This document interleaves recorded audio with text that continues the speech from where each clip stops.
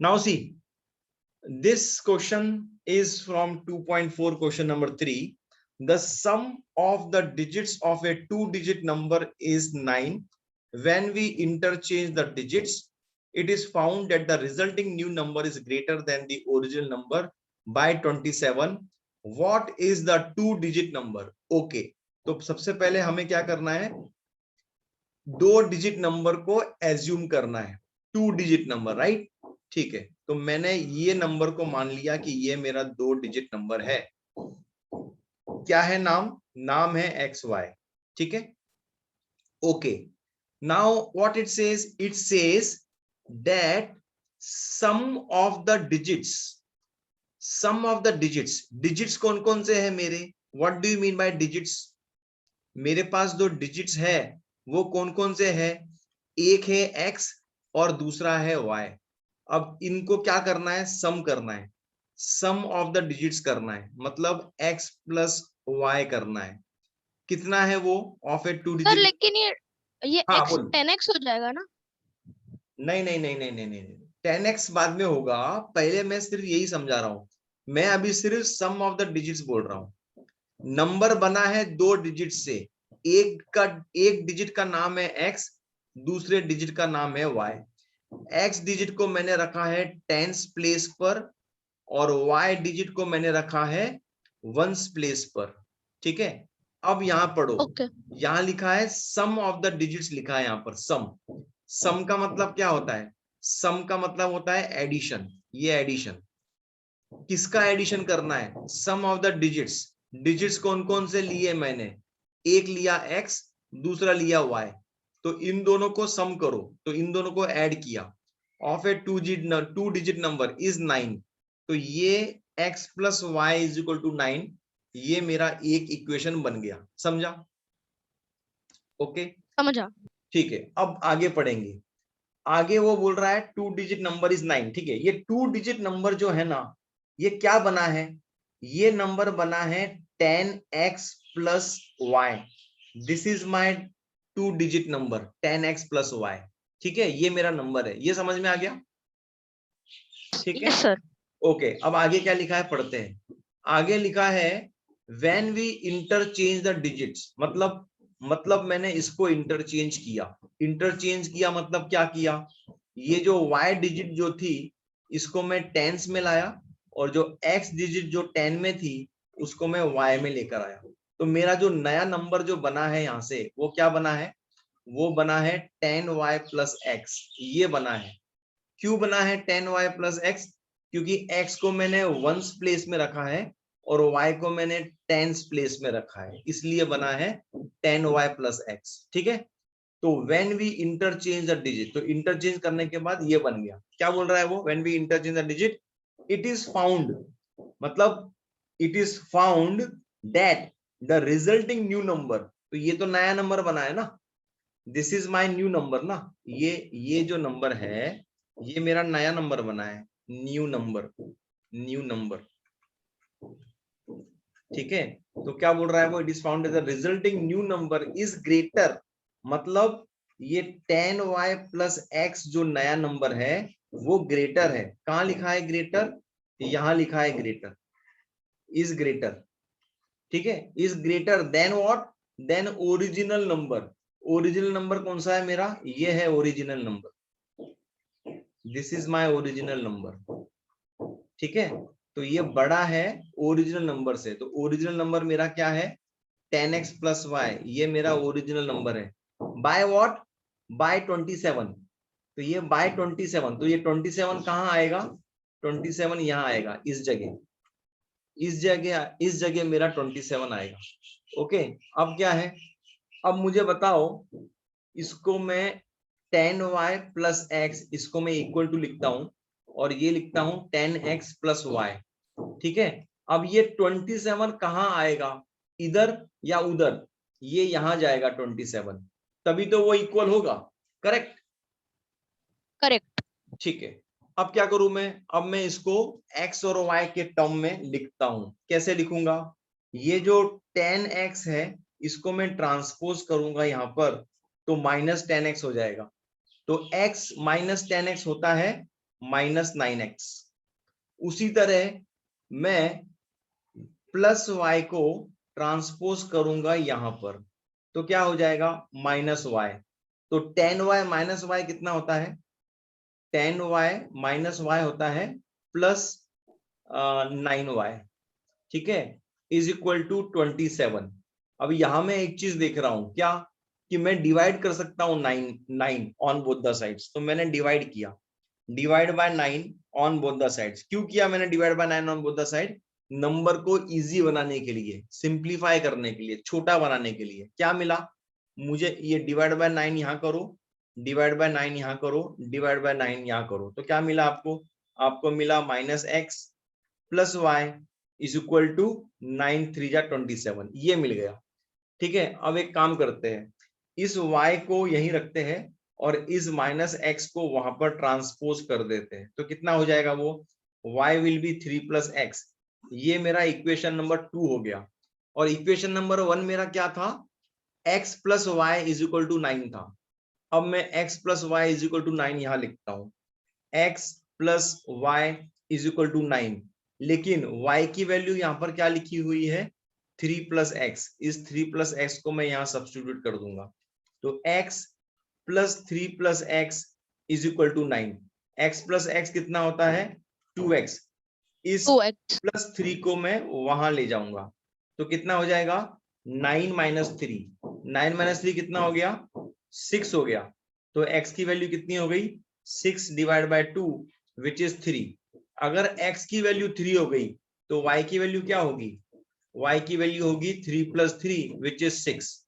ठीक है, और x 3 और y 6। अभी देखो मेरा ओरिजिनल नंबर क्या था, x मुझे मिला था 3 ना, x इज 3 ना, क्या है x 3 है ना, x क्या है x, x 3 है, करेक्ट x3 है और y6। करेक्ट। तो x की वैल्यू मुझे 3 मिली और y की वैल्यू मुझे 6 मिली। So what is my original number, what is my 2 digit number, my 2 digit number is 36। 36 is the answer. आ गया क्या समझ में, fine. So fifth one says what, Shobu's mother's present age is 6 times Shobu's present age.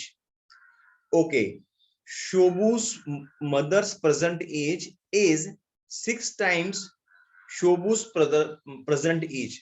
तो शोबूस का as को मैं यहां मानता हूं और उसकी मदर का एज को ये मैं यहां मानता हूं। ये क्या एज है, आज की तारीख में प्रेजेंट एज है। शोबू की प्रेजेंट एज एस है और मदर की प्रेजेंट एज एम है। अब सर पढ़ूंगा लेकिन वापस। क्वेश्चन में हाँ, 5 नहीं लिखा है ना। ये 5 नहीं है, एस लिखा है, एस। ओके ये सर, ओके। एस है, एक काम करता हूं मैं, इस एस को ऐसे कर देता हूं, ऐसे, ये एस हो गया स्मॉल एस, ठीक है, और ये okay sir, capital M mother हो गया। ठीक है, okay Shobu's sir. Mother's present age is 6 times Shobu's present age. तो एक बात बता, उसकी मम्मा की एज तो ऑब्वियसली ज्यादा होगी ना शोबूस की एज के साथ, है ना।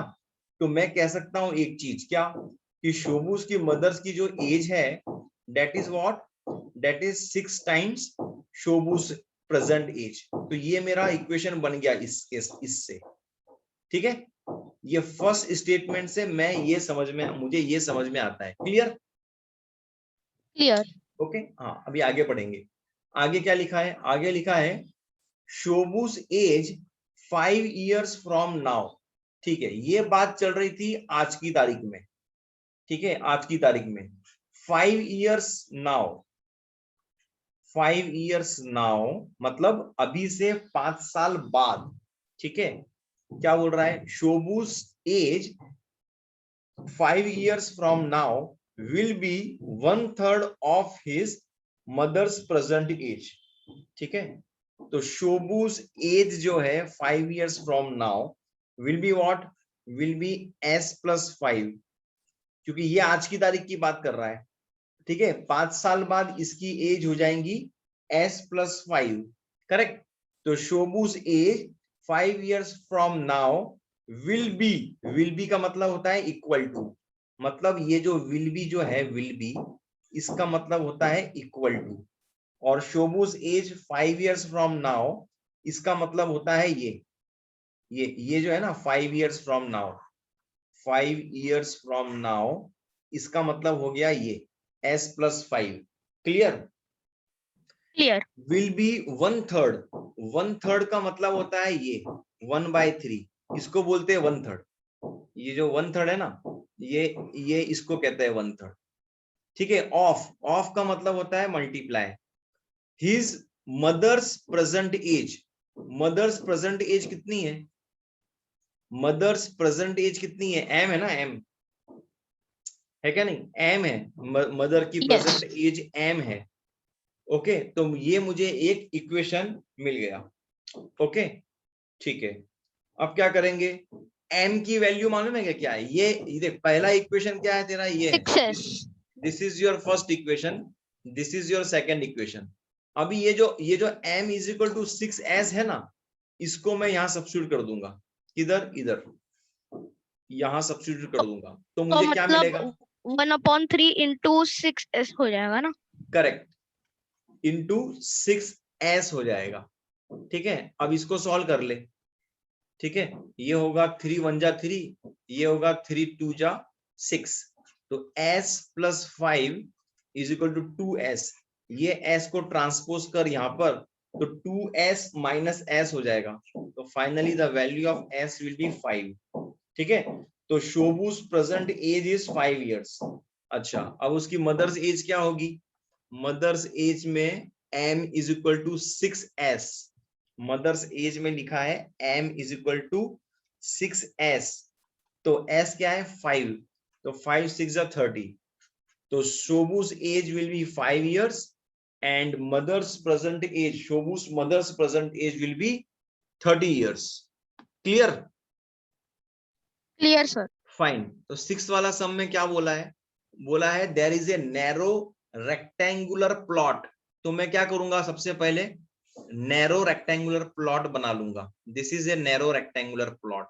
ठीक है. रेक्टेंगल की प्रॉपर्टी क्या होती है? इसका लेंथ होता है. ठीक है. प्रॉपर्टी ये होती है रेक्टेंगल की कि इसका एक लेंथ होता है और ब्रेथ होते हैं, और ये जितने भी इंटीरियर एंगल्स जो होते हैं ना, वो 90 डिग्री होता है. ये प्रॉपर्टी होती है रेक्टेंगुलर प्लॉट की. ठीक है. There is a narrow rectangular plot reserve for a school in Mahuli village. ठीक है, रिजर्व किया है इसको. ठीक है, स्कूल के लिए. The length and breadth of the plot are in the ratio 11:4. ठीक है, 11:4 बोला है. मतलब क्या? मतलब ये है कि अगर ये 11 सेंटीमीटर है तो ये 4 सेंटीमीटर होगा. अगर ये 11 मीटर है तो ये 4 मीटर होगा. अगर ये 11 किलोमीटर है तो ये 4 किलोमीटर होगा. कितना पता नहीं. तो मैं क्या करूंगा? कॉमन रेशियो लूंगा. क्या लू? x लेता हूं. तो लेंथ मेरा 11x हो गया और ब्रेथ मेरा 4x हो गया. समझा ये? Yes. ओके. अब वो क्या बोल रहा है? At the rate ₹100 per metre, it will cost the village panchayat 75,000 to fence the plot. ठीक है. ये क्या बोल रहा है कि एक लेबर के पास गया है वो. ठीक है, या कॉन्ट्रैक्टर के पास गया है और उनको ये प्लॉट को फेंसिंग करनी है. फेंसिंग का मतलब क्या होता है? बाउंड्री बनानी है. कैसी बनाएगा बाउंड्री? ऐसी बनाएगा ना बाउंड्री. बाउंड्री ऐसी ऐसी फेंसिंग में बनती है बाउंड्री. ऐसी ऐसी हाँ, ये ऐसी, ये ऐसी बाउंड्री बनाएगा वो, है क्या नहीं? चारों तरफ ऐसी बाउंड्री बनाएगा. लेकिन किस हिसाब से बनाएगा? उसका रेट क्या होगा? तो रेट यहाँ लिखा हुआ है. कितना? ₹100 1 मीटर के हिसाब से. ठीक है. तो अपनी बाउंड्री कितनी हो गई? पता नहीं है, पता करना पड़ेगा. उसे क्या कहते हैं? उसे कहते हैं पेरीमीटर. तो पेरीमीटर क्या होगा? पेरीमीटर होगा length plus breadth, length plus breadth, है क्या नहीं? इसको पेरीमीटर कहते हैं. यहां से 2 लेके into यहां length तक. plus breadth. हाँ, बराबर. 2 इंटू लेंथ प्लस ब्रेथ. बिल्कुल सही बोला है. तो मैं क्या करूंगा? मैं लिखूंगा 2 into length plus breadth. Length क्या है मेरा? 11x और ब्रेथ क्या है मेरा? 4x. तो ये कितना हो गया? 2 इंटू 15x हो गया. ये मेरी पेरीमीटर हो गई. ठीक है. तो मैं यहां लिखूंगा पेरीमीटर कितना 30x ना, 30x इज माय पेरीमीटर, तो मैंने लिख दिया 30x metre is my perimeter. लेकिन इस हिसाब से वो पैसे कितना दे रहा है, ग्राम ये विलेज पंचायत पैसे कितना दे रहा है फेंसिंग के लिए, 75,000 दे रहा है। मतलब यहाँ पर रुपीस कितना आएगा, 75,000 आएगा रुपीस। एक मिनट कलर चेंज करता हूँ, ठीक है। यहाँ जो पैसे आएंगे वो आएंगे 75,000, 75 1 2 3 75,000 आएंगे, ठीक है। 1 मीटर का 100 रुपए लेता है, पूरा फेंसिंग का 75,000 लेगा। What are the dimensions of the plot, dimensions of a plot पूछा है उन्होंने, तो कैसे फाइंड करेंगे, क्रॉस मल्टीप्लाई कर ले। तो 100 into 30x is equal to 75,000, तो x will be 75,000 divide by 3000, ठीक है। अभी इसको सॉल्व करो, ये 0 गया, ये 0 गया, ये 0 गया, 3 1 जा 3, 3 2 जा 6 और 1 5, 3 5 जा 15, करेक्ट। ओके तो x, हाँ तो x की वैल्यू 25 मिल गई। पूछा क्या है, पूछा है dimension, dimension of a plot, dimension मतलब लेंथ और ब्रेथ। लेंथ कितना है 11x, x की वैल्यू कितनी है 25। सो what is 25 into 11, 25 into 11 is how much, 25 275, so 275। और ब्रेथ कितना है 4 into 25, वो तो बहुत इजी है ना 100। यूनिट्स 100 क्या होगे, what will be the units, इसका मीटर। यूनिट क्या था, मीटर था ना, तो इसका मीटर होगा। तो लेंथ इतना हो गया 275 मीटर और ब्रेथ हो गया 100 मीटर। लिख पाएगा, यस सर। ओके ठीक है। क्वेश्चन नंबर 7 करते हैं। क्या लिखा है, लिखा यह है कि Hasan buys 2 kinds of cloth material for school uniform, ठीक है। 2 तरह के क्लोथ मटेरियल वो परचेस करेगा, ठीक है, फॉर स्कूल यूनिफॉर्म। एक क्या है, एक है shirt material that cost him 50 rupees per metre, और दूसरा है trouser material that cost him ₹90 per metre. Okay तो वो क्या करेगा, वो 2 तरीके का मटेरियल परचेस करने वाला है। तो हम 2 तरीके के मटेरियल बनाते हैं पहले, ठीक है। ऐसे बनाएंगे मटेरियल, ऐसे बना देंगे तो वो इजी पड़ेगा अपन, ठीक है। तो एक मटेरियल जो है उसका नाम है शर्ट और दूसरा मटेरियल जो है उसका नाम है ट्राउजर, ठीक है। शर्ट की कीमत कितनी है 50 रुपीज, ठीक है, पर मीटर, 50 रुपीज पर मीटर। और ट्राउजर की कीमत कितनी है 90 रुपीज पर मीटर, ठीक है। पर मीटर का रेट है ये, ठीक है। ये रेट लिख देता हूं यहाँ पर कहीं मैं, कहाँ लिखूं, यहाँ लिख देता हूं ऊपर रेट, RATE रेट, ठीक है। फिर आगे आगे पढ़ेंगे। For every 2 metre of trouser, मतलब अगर वो 2 मीटर का ट्राउजर परचेज करता है तो he buys 3 metre of shirt material also. समझ में आया, अगर 2 ट्राउजर्स वो खरीदेगा तो उसके साथ वो 3 मीटर का शर्ट भी खरीदने वाला है। तो कितने ट्राउजर खरीद रहा है पता नहीं, तो मैं क्या मानूं उसको, मैं उसको x मानूंगा, ये x मानूंगा और इसको 3x मानूंगा। कितना है ये है क्लोथ की क्वांटिटी, ये क्लोथ की क्वांटिटी है, ये क्लोथ की क्वांटिटी जो वो परचेज कर रहा है, क्लोथ मटेरियल, ठीक है। इतना समझ में आ गया राइट, क्लोथ की यस सर। क्वांटिटी इतना परचेस करेगा वो। फिर आगे पढ़ेंगे क्या बोल रहा है वो, he sells the material at rupees not rupees at 12% and 10% profit, ठीक है। तो ये प्रॉफिट परसेंटेज की बात कर रहा है जब वो बेचता है इसको। तो शर्ट में उसको एक minute, he sells the material at 12% and 10% profit respectively, ठीक है। रिस्पेक्टिवली का मतलब 12% वो कहाँ लगाएगा, 12% वो लगाएगा किधर लगाएगा, पहले क्या लिखा है उसने, for every 2 metre of trouser, for every 2 metre of trouser he buy 3 metre of shirt. ठीक है, तो 2 मीटर ऑफ ट्राउजर, तो ट्राउजर में मैं वो 12% लगा रहा है। समझ में आया क्या? ट्राउजर यस नहीं, सर। एक minute, just a minute, two kinds of material is shirt material that cost him 50 and trouser material that cost him 90. For every 2 meter of trouser he buys 3 meter of shirts. He sells the material at 12% and 10% profit. ठीक है, तो 12% जो respectively की जो वो बात कर रहा है ना, ये जो रिस्पेक्टिवली की जो वो बात कर रहा है, तो ये जो 12% जो आया है वो कहाँ का है, वो है शर्ट का, वो शर्ट का है। और ये जो 10% जो यहाँ लिखा हुआ है 10%, ये 10% प्रॉफिट जो है वो किसका है, वो ये ट्राउजर का है। ठीक है, रिस्पेक्टिवली सेल कर रहा है, वो परचेस किया था तो ये भाव में था, जब सेल कर रहा है तो ये भाव में, मतलब इतना प्रॉफिट में वो सेल करेगा।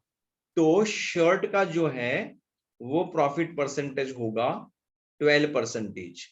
ठीक है, और ट्राउजर का जो प्रॉफिट परसेंटेज जो होगा that will be how much, 10%। समझा क्या? ठीक यस है, सर।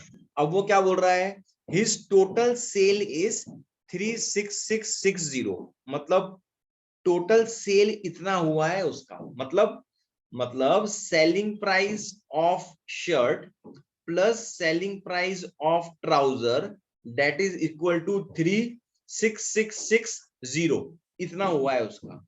इतना समझ में आ गया? यस ठीक सर। है, ठीक है। अब हम बात करेंगे cost price, selling price, profit और परसेंटेज प्रॉफिट होता क्या है।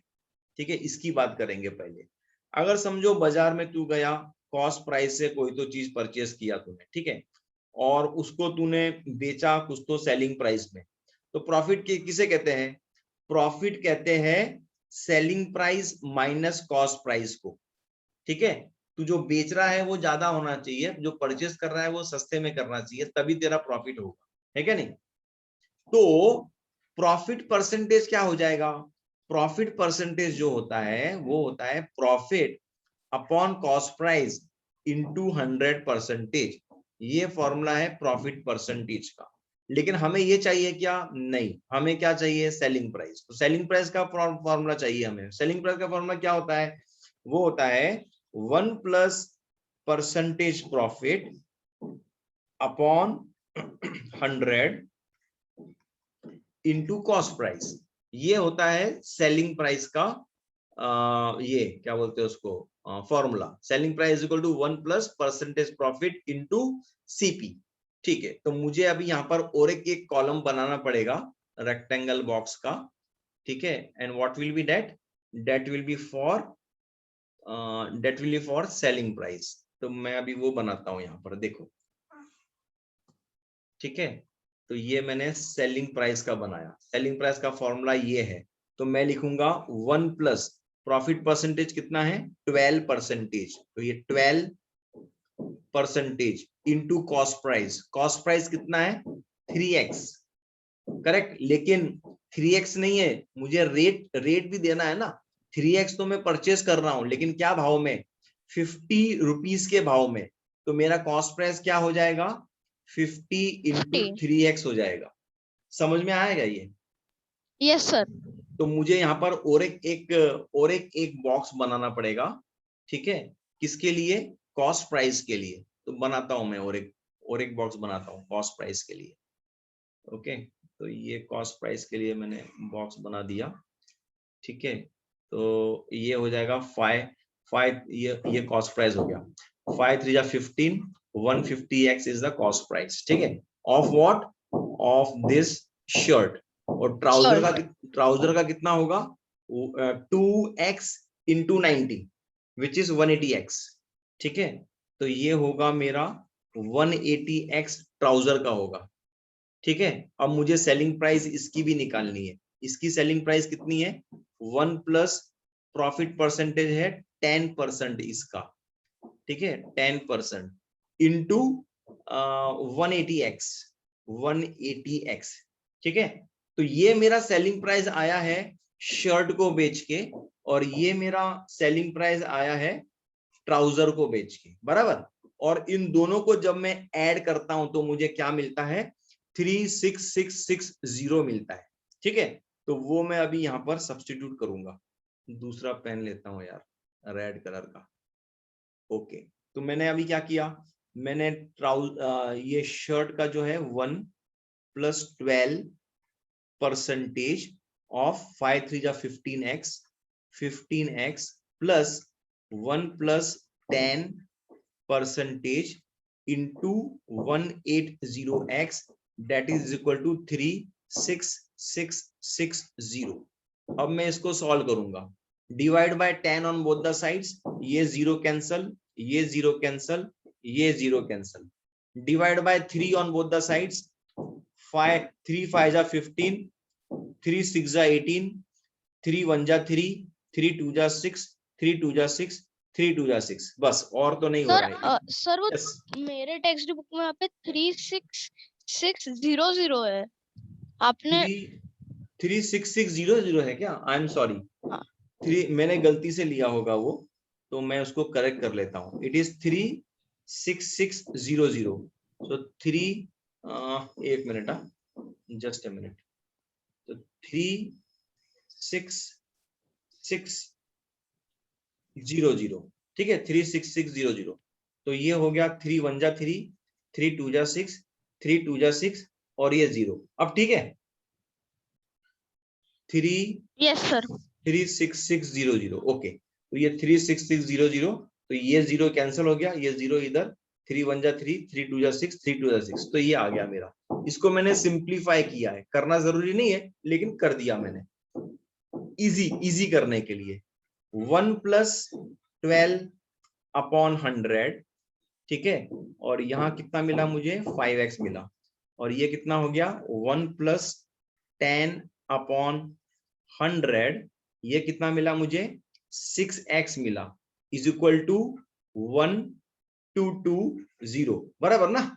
1220 बराबर है ना? 1220 करेक्ट यस है। सर ओके, अब क्या करूंगा, अब मैं इसको क्या करूं अभी, ठीक है एलसीएम ले लेता हूं।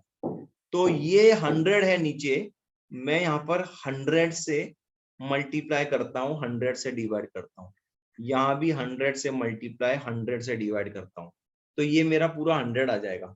तो ऊपर क्या हुआ 112 इंटू 5x डिवाइड बाय 100, और ये कितना हो गया 110 into 6x divide by 100 is equal to 1220, ठीक है। ओके, अब आगे क्या करें, आगे इसको मल्टीप्लाई करते हैं। 112 इंटू 5 कितना होता है 112 इंटू 5, एक मिनट मैं करके देखता हूँ, just a minute. 112 into 5 is 560, ये हो गया 560x, और 110 इंटू 6 ये हो गया मेरा 660x is equal to 1220 into 100। समझ में आया क्या ये तुझे कैसे किया है ये? ठीक है, तो इसको अब मैं ऐड करूंगा तो मुझे मिलेगा 1220 इज इक्वल टू 1220 इंटू 100, ठीक है। तो अब मैं divide by 1220 on both the sides, तो ये कैंसल, ये कैंसल, तो x की वैल्यू कितनी मिल गई 100 मिल गई। पूछा क्या था, ट्राउजर मटेरियल परचेस कितना किया है वो पूछा था, है क्या नहीं? x की वैल्यू मुझे 100 मिल गई है, तो ट्राउजर कितना परचेस किया है उसने। अगर मैं यहाँ पर x की वैल्यू 100 सब्स्टिट्यूट कर दूं, यहाँ 2 को 100 कर दूं, तो उसने परचेस किया है शर्ट, 300 हाँ शर्ट उसने परचेस किया है 300 मीटर, बराबर। और ट्राउजर उसने परचेस किया है कितना 200 metre. So how much trouser material did he buy, so he buy 200 metre of trouser material. आया क्या समझ में? Yes sir Fine. So what it says that half of the herd of deer are grazing in the field. ठीक है, field है, field, field मतलब क्या? Field मतलब खेती, तो ये खेती है, ठीक है। ये खेती कितनी बड़ी है मालूम नहीं, जो भी है। अब इसमें से half of the herd in of the deer are grazing in the field, ठीक है। तो मैं क्या करता हूं, मैं एज्यूम करता हूं कि half of the heard, heard मतलब मालूम है ना क्या होता है? झुंड, डियर हाँ का सर, झुंड। पता है। हाँ, डियर का झुंड, ठीक है। उसमें से आधा जो है वो क्या कर रहा है, half of the heard grazing the field कर रहा है। ग्रेजिंग द फील्ड मतलब ये हरा हरा हरा चारा खा रहा है वो, यहाँ पर आधा आधा हवा हरा चारा खा रहा है। तो मैं इसको मान के चलूंगा कि ये मेरा एक्स है, और इसको मान के चलूंगा कि ये भी मेरा एक्स है। एक्स मतलब क्या? एक्स मतलब इतने डियर यहाँ पर चारा खा रहे हैं। तो टोटल डियर कितने हैं इस फील्ड में? 2x है। टोटल डियर इस फील्ड में 2x है। 2x में से सर या आधे, फिर बोल। हम ऐसा भी कह सकते हैं ना कि फील्ड में x अपॉन 2 डियर्स है। हाँ हाँ हाँ, ऐसा भी बोल सकते हैं हम, लेकिन मैंने क्या है ना, इजी किया है मैंने इसको, तो मैंने इसको 2x मान लिया, ठीक है। मैंने ओके 2x सर। मान लिया इसको। अगर मतलब इजी है, मतलब इजी करने के लिए मैंने 2x लिया है। Half of the herd of the deer are grazing in the field, मतलब 2x का आधा, ठीक है। And 3/4 of the remaining, remaining कितना है? इतना रिमेनिंग है ना, बचा हुआ कितने हैं? बचे हुए इतने हैं। अब इन बचे हुए में से 3/4 है ना, 3/4 मतलब मुझे इसको 4 पार्ट में डिवाइड करना है ना, 4 पार्ट में डिवाइड करना है मुझे इक्वली। तो एक पार्ट मैंने ये लिया, डिवाइड किया, और दूसरा पार्ट ये मैंने डिवाइड किया। ये सब जो है वो 1/4 हो गए। ये 1/4 हो गया, ये 1/4 हो गया, ये भी 1/4, ये भी 1/4, है ना। तो वो क्या बोल रहा है? वो बोल रहा है कि 3/4 of the remaining are playing nearby. तो प्ले प्ले करने वाले कितने लोग हो गए? खेलने वाले, खेलने वाले ये है, समझ, ये नहीं यार, ये येलो वाले खेलने वाले। तो ये खेल रहे हैं, ये भी खेल रहे हैं, और ये भी खेल रहे हैं, ठीक है। तो कितने लोग खेल रहे हैं? 3/4 खेल रहे हैं। 3/4 ऑफ x ये खेल रहे हैं। 3x अपॉन 4 आ जाएगा। करेक्ट, 3x/4 आएगा, बिल्कुल सही, ठीक है। अभी आगे आगे बात करते हैं। The rest 9 are drinking water from the pond. तो बचे कुचे जो है ना, वो कितने हैं? वो है x/4, और वो क्या कर रहे हैं? पानी पी रहे हैं। कितने हैं वो? 9 है। क्या कर रहा है वो? Drinking water. They are drinking water from the pond, ठीक है। तो अपने को क्या मिल गई? अपन को x की वैल्यू यहां से मिल गई। क्या है? 9/4 जा कितना होता है? 36। Find the number of dears in the heard. Number of dears head में कितने थे? 2x है ना, 2x। तो 2 इंटू एक्स कितना है? 36। तो 36 इंटू 2 कितना हो गया? 72 हो गया। तो 72 इज द आंसर। तो total number of deer is equal to 72। समझा क्या? Yes sir. अब इसको अपनी भाषा में लिख देना। Okay, so next question is what? A grandfather is 10 time older than his granddaughter. ठीक है, तो एक चीज तो समझ में आती है क्या, कि ग्रैंडफादर की जो एज है वो बड़ी होगी ग्रैंड डॉटर से। ये चीज तो मुझे समझ में आ गई, ठीक है। तो फर्स्ट लाइन, फर्स्ट स्टेटमेंट पढ़ने के बाद मुझे ये समझ में आता है कि grandfather is 10 times older than grand daughter. ये मुझे समझ में आता है, ठीक है। अब आगे क्या बोल रहा है वो? ही मतलब कौन? ही मतलब ग्रैंडफादर। दिस ग्रैंडफादर इज मतलब equal to 53 year older than her. 53 year older than her का मतलब क्या हुआ? मतलब बड़ा है ना ये देखना, यहाँ पर ये बड़ा है। कितना बड़ा है? 53 नहीं, 54। 54 ईयर्स बड़ा है, मतलब मुझे लिखना पड़ेगा 54 ईयर्स प्लस ग्रैंड डॉटर। समझा क्या? Yes, find sir. Their present age.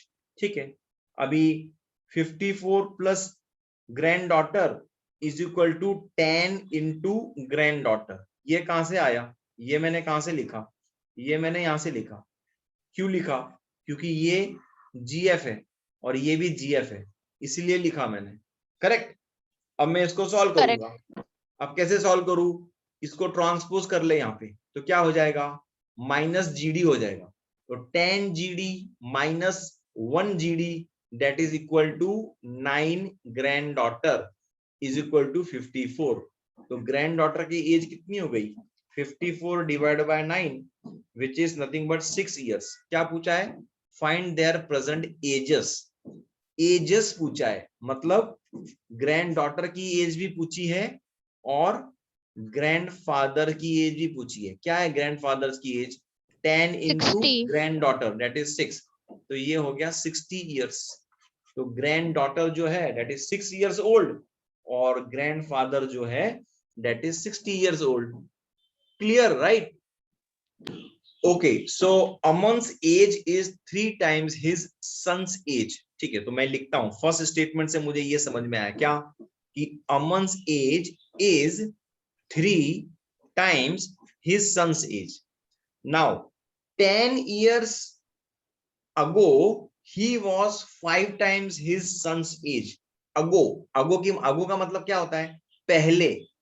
तो इसके पहले अमन की एज कितनी थी? उसकी थी, मतलब कितना, 10 साल पहले। अमन की एज अभी जो है उससे -10, बराबर। और सन की एज 10 साल पहले कितनी होगी? सन की एज भी S-10 ही होगी ना 10 साल पहले। तो 10 years ago he was 5 times his son's age। son's age इतनी है। Find their present age. Simple है, a is equal to 3s substitute कर ले। कहां करेगा? यहां पर। तो a is equal to 3s minus 10 is equal to 5s minus 5 into 10 is 50। ठीक है, अब इसको ट्रांसपोज कर। ये जो 3s है इसको वहां ले जा, तो ये हो जाएगा 5s माइनस 3s। उसी तरह -50 जो है उसको यहां ले जा, तो कितना हो जाएगा? +50 माइनस 10। इसको सॉल्व करो, 40 आ रहा है और 5s minus 2s 3s is 2s। तो s की वैल्यू क्या होगी? 40 divide by 2 that is 20 years. Correct. तो सन की एज 20 इयर्स है, तो फिर अमन्स की एज कितनी होगी? 3 इंटू S20 था, तो 20 which is 60 years. So Aman's age is 60 years and Aman's son's age is 20 years. Clear? Understood? Clear.